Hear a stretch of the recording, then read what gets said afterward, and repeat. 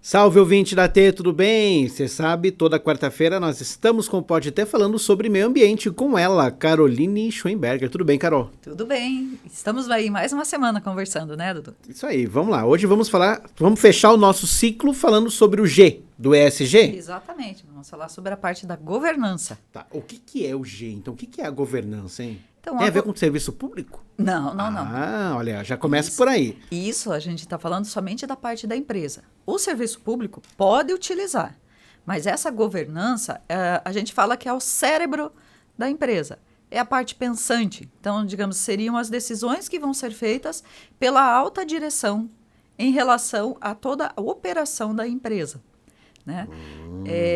Hoje em dia, tem muita gente que fala que o G é apenas o compliance da empresa, né? Só que hoje ele é muito mais do que isso, tá? Quando ele começou com a aplicação do ESG, lá no começo, dos idos de 2005, 2010, realmente era a questão do compliance.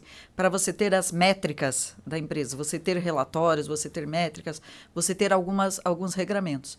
Mas hoje ele ele já é visto assim como um sistema de valor. Então, todo um sistema que é realizado dentro da empresa para que ele aumente as métricas de valor da empresa em si.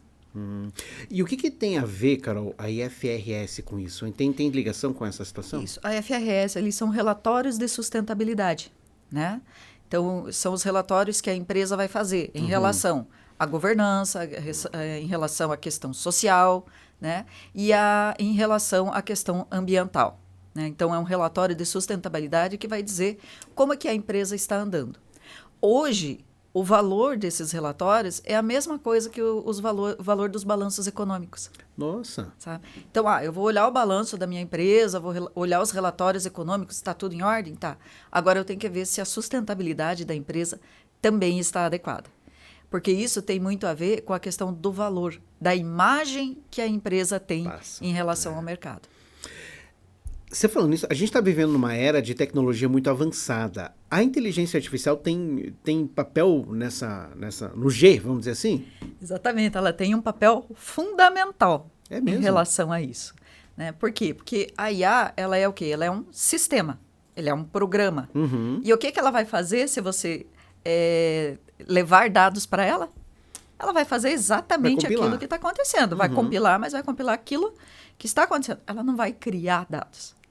A não ser que ela seja direcionada a fazer isso. Programada a fazer isso. Olha, nesse ponto aqui você vai fazer uma curva. Mas se não fizer, ela vai seguir linha reta.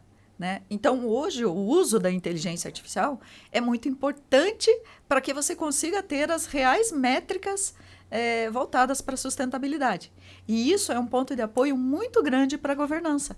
Olha só. Né? Porque a governança ela vai receber dados, né, do pessoal da sustentabilidade, do pessoal que lida com a área social, né, e do próprio pessoal que lida na governança. Então, o alto escalão vai receber esses dados para eles saberem como que está a própria empresa deles. Olha só.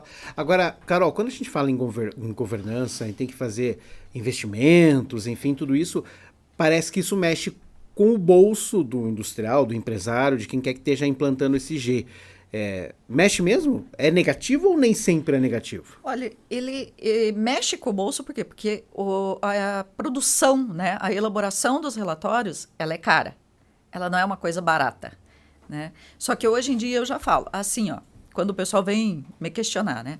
Por que fazer isso aqui é caro, não sei o quê. Olha, hoje em dia, você tem que colocar isso como como já uma despesa da empresa.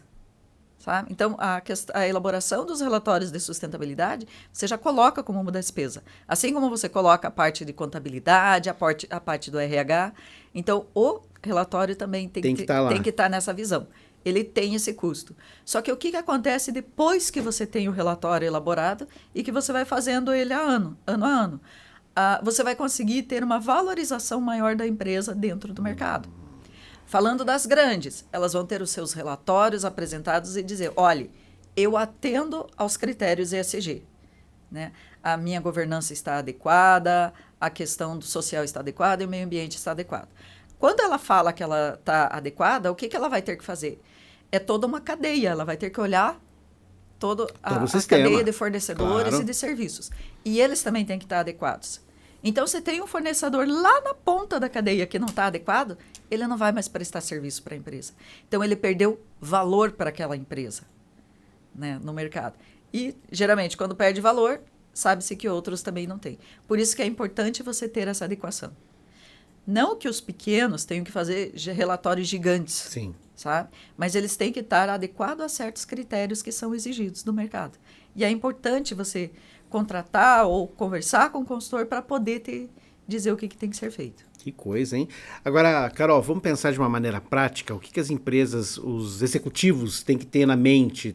Como é que tem que ser agora um novo conselho de uma empresa para que ela possa se adaptar com esse G? Eles precisam ter primeiramente a mente aberta para entender que a questão do ESG hoje é importante, né? Então, todo o setor de governança tem que conversar, né, com, digamos, o conselho da empresa. Eles têm que estar junto ali.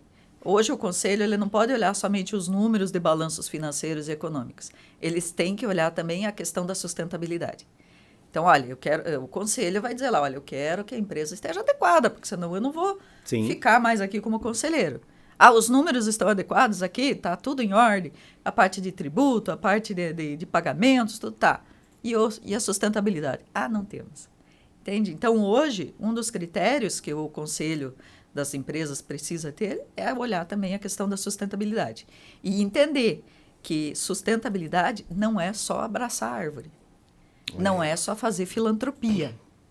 Era isso que eu ia te perguntar, cara. Nós falamos sobre o E, sobre o S e hoje sobre o G. Daria para ficar sem o G? Não dá. Sem condições. Não dá. O G é o cérebro da empresa, né? Então, desde o pequeno até o grande, é ele que vai fazer toda essa adequação da empresa, né? Então, digamos, a empresa de uma pessoa só, ele vai fazer lá contabilidade, RH, vai fazer todos os sistemas, tudo que ele precisa fazer. Você vê que a RH de uma pessoa só, né? É dela mesma, dela né? mesma, né? É só o Prolabore. Mas ela vai fazer tudo isso. Então, não existe uma empresa sem governança, né? Então, a empresa é a parte, como eu disse no começo, né? É o cérebro da empresa. Não acontece sem ela. Então, aprendemos sobre o E, o S e o G. E na semana que vem vamos falar sobre... Vamos falar sobre os ODS? Os ODS, muito bem. Vamos começar um Os Objetivos do Desenvolvimento Sustentável e como eles se ligam com o ESG. Obrigado, Carol. Até quarta-feira que vem. Até a próxima semana. Obrigado a você que esteve conosco. Quarta-feira que vem tem mais papo sobre sustentabilidade aqui no Pode Ter. Tchau.